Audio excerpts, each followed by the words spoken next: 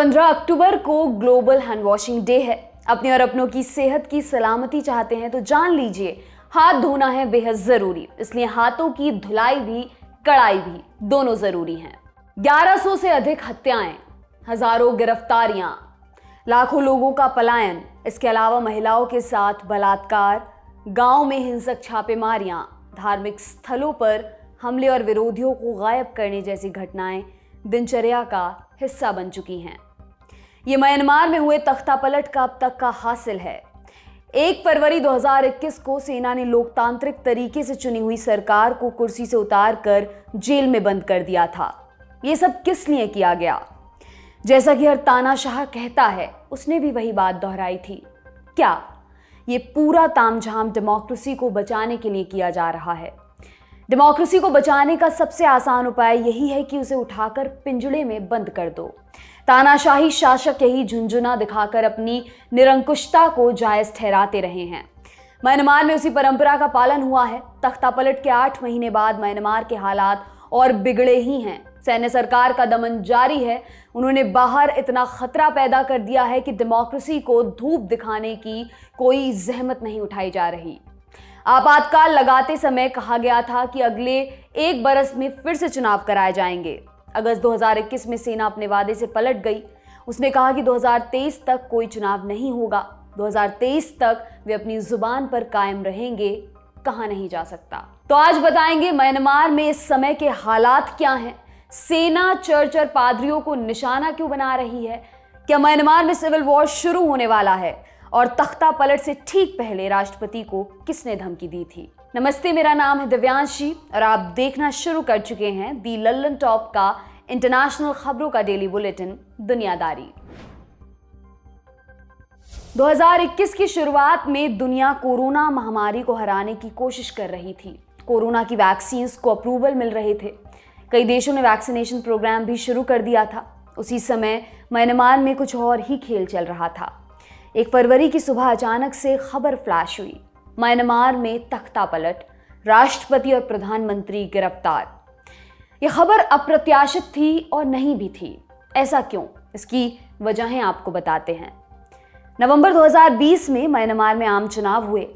इसमें आंग सान सू की की party national league for democracy ने भारी बहुमत के साथ जीत दर्ज की। सबसे बड़ी विपक्षी union solidarity and development party को यह नतीजा मंजूर नहीं था।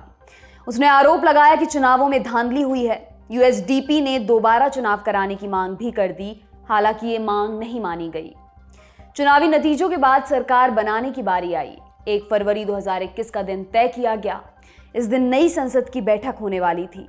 संसद का दरवाजा खुलने से ठीक पहले ही खेल पलट गया। सेना ने राजधानी की मुख्य सड़कों को बंद कर दिया। टीवी चैनलों का प्रसारण रोक दिया गया। इंटरनेट पर रोक लगा दी गई। बाजारों और बैंकों पर ताला लगा दिया गया। राष्ट्रपति और स्टेट काउंसलर को अरेस्ट कर अज्ञात जगह पर ले जाया गया। कुछ समय बाद नेशनल टीवी पर ऐलान हुआ कि देश में आपातकाल लगा दिया गया है।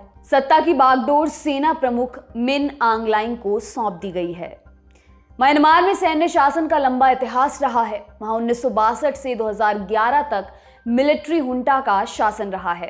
1991 में विरोध के बाद सेना ने चुनाव कराया था।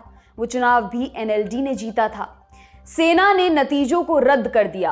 आंग सान सू की को नजरबंद कर दिया गया। इसी दौरान उन्हें शांति का नोबेल प्राइज भी मिला था, लेकिन वो समारोह में हिस्सा लेने नहीं जा सकी थी।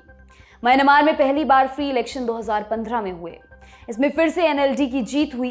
पार्टी ने 5 सालों तक सुकून से शासन भी चलाया। आंग सान सू की सरकार में स्टेट काउंसलर की भूमिका में थी। ये पद उन्हीं के लिए बनाया गया था। आसान भाषा में कहें तो स्टेट काउंसलर के पास प्रधानमंत्री के स्तर की शक्तियां थीं। नवंबर 2020 के इलेक्शन में एनएलडी का दोबारा जीतना सेना को रास नहीं आया। उसने लोकतांत्रिक सरकार के प्रतिनिधियों को जेल में बंद कर दिया। उनके ऊपर गंभीर मुकदमे लाद दिए गए। एक विशेष सैन्य अदालत इस मामले में सुनवाई कर रही है। 12 अक्टूबर को ऐसी ही एक सुनवाई में पूर्व राष्ट्रपति अउ विन मिंट की पेशी हुई। इस पेशी के दौरान उन्होंने बताया कि तख्ता पलट से ठीक पहले क्या हुआ था। 31 जनवरी 2021 को 2 सीनियर आर्मी अफसर विन मिंट के दफ्तर में घुसे। उनके पास एक चिट्ठी नुमा कागज था। उस पर पहले से ही बहुत कुछ टाइप किया हुआ था।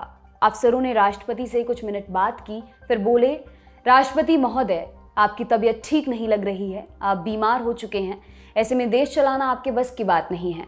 ये रही इस्तीफे की चिट्ठी, इस पर दस्तखत करिए और घर जाकर आराम करिए। विन मिंट ये सुनकर चौंक गए। उन्होंने कहा, मुझे क्या हुआ है, मैं पूरी तरह स्वस्थ हूँ। उन्होंने इस्तीफे वाली चिट्ठी पर साइन करने से साफ मना कर दिया।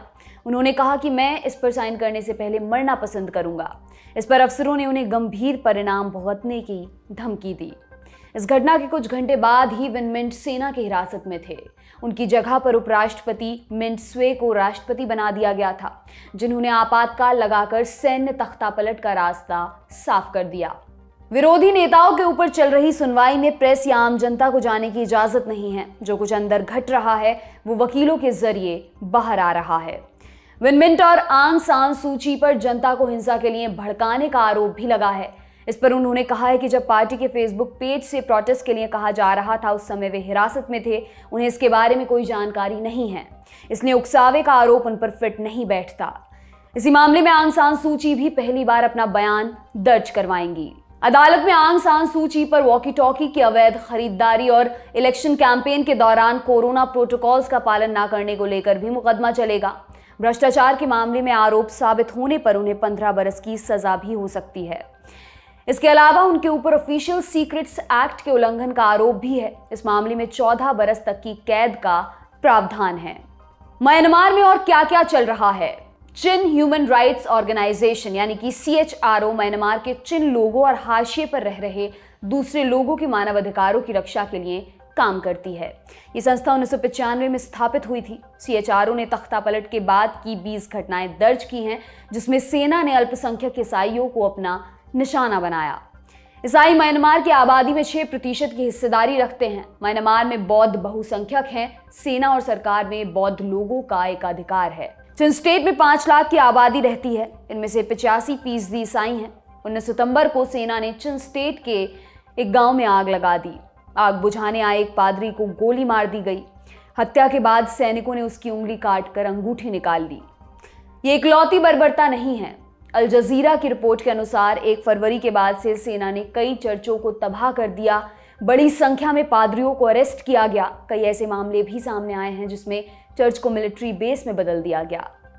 अब लोग चर्च में जाने से डरने लगे हैं, क्योंकि वहां कब हमला हो जाए या कोई बम गिरकर चला जाए कहना मुश्किल है। सेना चर्चों पर हमले के फैसले का बचाव करती रही है। उसका कहना है कि वहां विद्रोही छिपे होते हैं, इसलिए हमला करना जरूरी हो जाता है। चिन के अलावा काया प्रांत में 46% लोग ईसाई हैं, जबकि कचिन प्रांत में 34% ईसाई धर्म को मानते हैं। काया में अभी तक 5 बड़े चर्च सेना के हमले में बर्बाद हो चुके हैं। अल जजीरा की रिपोर्ट में मई 2021 की एक घटना का जिक्र है। 22 मई को पड़ोस के शहर से 300 से अधिक लोग एक ईसाई गांव में शरण लेने आए। उन्हें चर्च और पादरियों के घर पर जगह दी गई। गांव वालों ने घर में रखे चाकू तक फेंक दिए। उन्होंने कंपाउंड में सफेद झंडा लगा दिया ताकि सेना उन पर हमला ना करे। अगले दिन सैनिक वहां पहुंचे। उन्होंने कहा कि अगर कोई चर्च से बाहर निकला तो उसे गोली मार दी जाएगी। गांव वालों ने उनकी बात मान ली, लेकिन रात होते होते गोलीबारी शुरू हो गई। 2 घंटे तक चली गोलीबारी में 3 लोगों की मौत हो चुकी थी, जबकि 8 लोग घायल थे। अगले दिन तक पूरे चर्च को लूटा जा चुका था। उसके बाद से सैनिक जब भी उस गांव में आते, वे उसी चर्च में ठहरने लगे। ऐसा ही वाकया कई और जगहों पर हुआ। सेना धार्मिक किताबों को जलाने और पादरियों को गिरफ्तार करने से भी बाज नहीं आती। उन्हें शक रहता कि ये लोग विद्रोही गुट का साथ दे रहे हैं।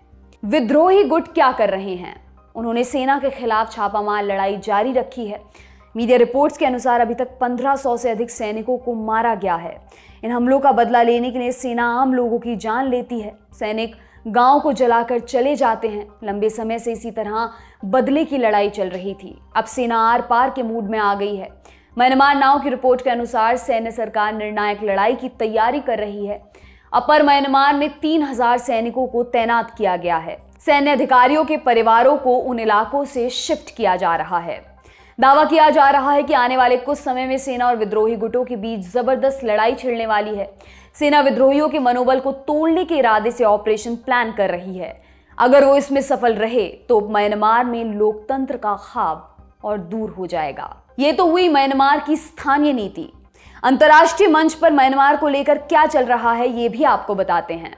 24 अप्रैल 2021 को आसियान के नेताओं की बैठक हुई। म्यांमार भी इस संगठन का सदस्य है। अप्रैल में हुई बैठक में म्यांमार के हालात पर भी चर्चा हुई। इसमें नेताओं के बीच 5 बिंदुओं पर सहमति बनी थी। हिंसा रोकने, बैठकर बात करने, मानवीय मदद शुरू करने के अलावा इसमें एक और बिंदु पर सहमति बनी थी। कहा गया था कि आसियान के विशेष दूत और एक डेलीगेशन म्यांमार जाकर हालात का जायजा लेगी और वहां सभी पक्षों से मुलाकात करेगी। 14 अक्टूबर को इस संबंध में बड़ा अपडेट आया है। मिलिट्री हुंटा ने कहा है कि डेलीगेशन को म्यांमार में आने से नहीं रोका जाएगा, लेकिन उन्हें आंग सान सू ची से मिलने नहीं दिया जाएगा। हुंटा का कहना है कि सू ची पर अभी मुकदमा चल रहा है, इसलिए उन्हें किसी से मिलने की इजाजत नहीं दी जा सकती। 26 अक्टूबर को आसियान की बैठक शुरू होने वाली है। इस बैठक से पहले आसियान का एक डेलीगेशन म्यांमार की यात्रा करने वाला था। म्यांमार सरकार अप्रैल में किए गए वादों पर अमल करने में नाकाम रही है। इससे आसियान के सदस्य देश नाराज चल रहे हैं। मलेशिया और फिलीपींस ने म्यांमार को बैठक से बाहर करने की मांग की है। इस संबंध में अंतिम फैसला क्या आता है, ये देखना दिलचस्प होगा। म्यांमार के मामले में जो कुछ अपडेट्स आएंगे वो हम आप तक पहुंचाते रहेंगे। ये था हमारा बड़ी खबर सेगमेंट। अब बढ़ते हैं सुर्खियों की तरफ। पहली सुर्खी नॉर्वे से है। राजधानी ओस्लो के पास बने कोसबर्ग शहर में तीर धनुष के हमले में 5 लोगों की मृत्यु हो गई। सभी पीड़ित 50 से 70 साल के बीच की उम्र के थे। पुलिस ने डेनिश मूल के एक संदिग्ध को गिरफ्तार कर लिया है। बताया जा रहा है कि उसने कुछ समय पहले ही इस्लाम कबूला था। पुलिस ये बात पता लगाने की कोशिश कर रही है कि कहीं उसका ब्रेन वॉश तो नहीं हुआ है।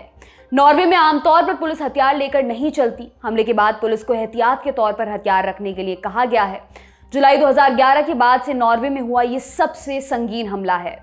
2011 में एक आतंकी ने बम विस्फोट और मास शूटिंग में 77 लोगों की हत्या कर दी थी।